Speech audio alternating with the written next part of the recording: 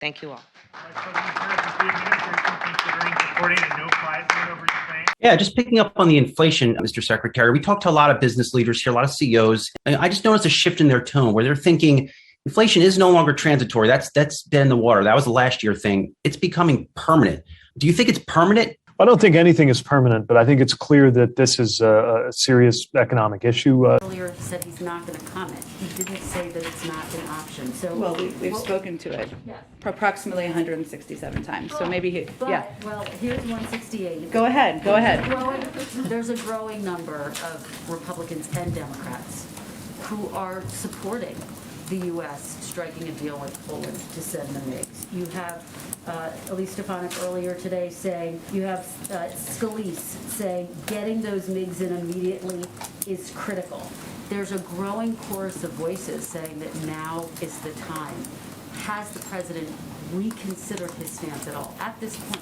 No, because our military makes assessments, which they put out that assessment last week, and I would just echo that one part of the assessment is based on what equipment is effective. I don't think that's enough, Jen. You heard President that are not being, Kristen, that are not being utilized. This is the assessment by our Defense Department.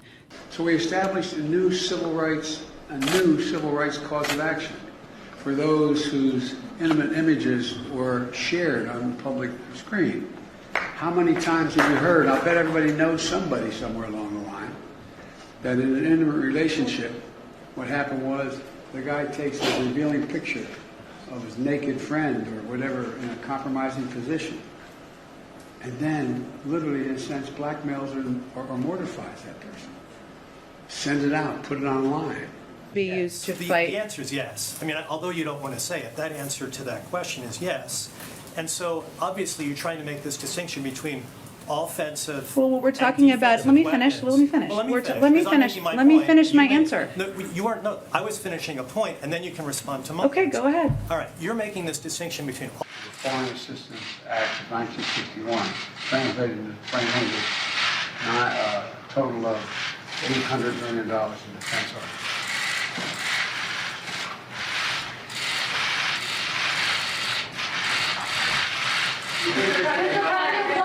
Mr. President, what will it take for you to send the Polish MiGs that President Zelensky is asking for? I'm not going to comment on that right now. I'm not going to comment on anything other than what I told you to say. Thank you. Well, Mr. President, is a war criminal, sir. You mentioned gas prices briefly, and they continue to soar across this country. Can the public transportation system, as it's situated today, can it handle a potential influx of people that just can't afford to drive to work anymore? Well, we do have a lot of capacity in public transit, and that's something that I hope becomes a means of choice alongside driving. That people have good options and good affordable options to get to where they need to be. Look, we need to make sure that there is less pressure on family budgets from transportation, which is often the second biggest budget item after housing itself. One of the tools that we have in our toolkit to do that is to make sure there's access to excellent public transportation. What causes inflation? So I think the primary, that people rapidly shifted the demand curve so that demand for services went down and demand for goods went up. Look at the oil industry, look at meat industry, look at groceries generally. That what's happened is these companies have said, we'll pass along costs, but while we're at it and everyone's talking about rising costs, let's just add an extra big dollop of cost increases to expand our profits. The Federal Reserve raised rates today to help fight inflation. Is the administration confident that the Fed can beat inflation through rate hikes and not risk a recession?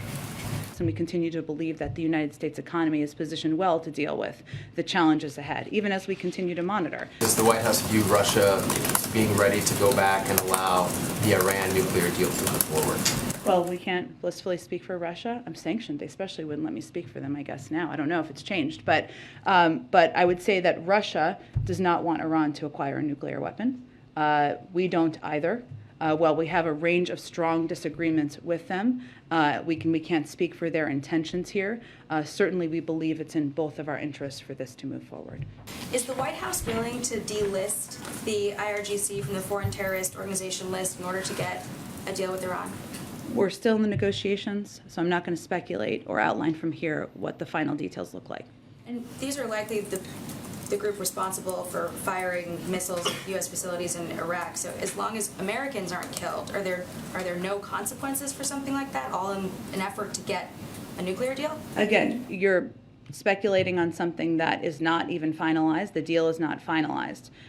And that is all the result of President Trump pulling out of the deal and Iran moving closer to having the capacity and acquiring a nuclear weapon and speeding up their breakout time. So we are here thanks to the actions of the last president and the last administration. And it is in our interest, it is in the global interest to prevent Iran from acquiring a nuclear weapon. First off, just want to note this is your 200th briefing. Oh, wow. Well, Time flies when you're having fun. and we will celebrate with a lot of questions. Okay, 200. Let's do it. To start us off, Does the administration have a position on the effort in Congress to make daylight savings time permanent? I have seen those reports. I was trying to think of a joke. I couldn't think of one. I don't have a specific, we are obviously coordinated and work closely with Congress on all legislation they consider, but I don't have a specific position from the administration at this point of time. Isn't more of a morning person or an afternoon?